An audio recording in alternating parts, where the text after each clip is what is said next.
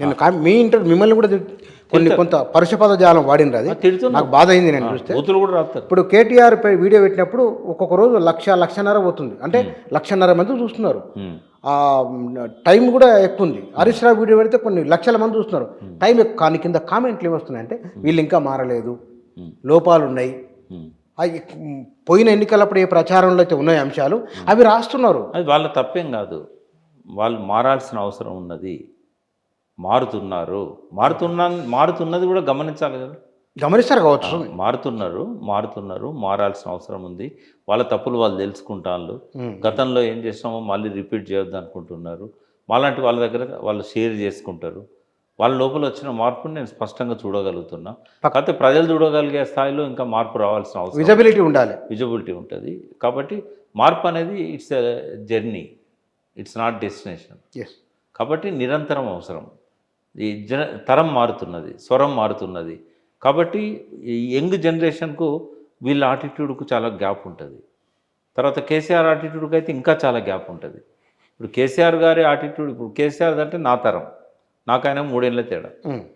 తర్వాత వచ్చిన తరం కేటీఆర్, హరీష్ రావు, కవిత, వీళ్ళంతా తర్వాత తరం వాళ్ళు. తెలంగాణ వచ్చినాడు కూడా 2-3 ఏళ్ళు ఉన్న వాళ్ళకి ఇప్పుడు ఓటక్కు వచ్చింది.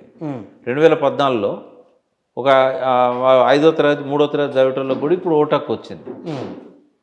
11 సంవత్సరాలు 12 సంవత్సరాలు. కాబట్టి తరం మారుతున్నప్పుడు ఆ తరం యొక్క వేగాన్ని ఈ పాత తరం అందుకోగలగాలి.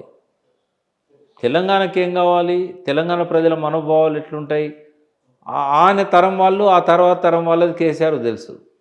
ఎందుకంటే ప్రజలతో డీలింగ్ అయిపోయి 12 సంవత్సరాలు దాటింది ఆయన ఐఏఎస్లు జనరేషన్. నేను చెప్పేది ఐఏఎస్లు, ఇంటెలిజెన్సు, పోలీసు, పరిపాలన, సెక్రటరీ, వీళ్ళే కదా ఆయన చుట్టూ ఉన్నది. అంతే. ఇక పార్టీ వాళ్ళు కొంతమంది ఉంటారు కానీ అడగంది చెప్పారు. తర్వాత ధైర్యం చేసేమన్నా తప్పులుంటే కూడా చెప్పరు, భయపడతారు. అదే ఎప్పుడు కూడా ఒక మంచి పాలకుడు, ఒక మంచి అడ్మినిస్ట్రేటర్, ఒక మంచి మేధావి కేసీఆర్ లాంటి వాడు విమర్శించే వాళ్ళని పెట్టుకోవాలి పక్కన. ఆయనకు నచ్చదు. అది నెహ్రూకుందరగా క్వాలిటీ ఉండాలి.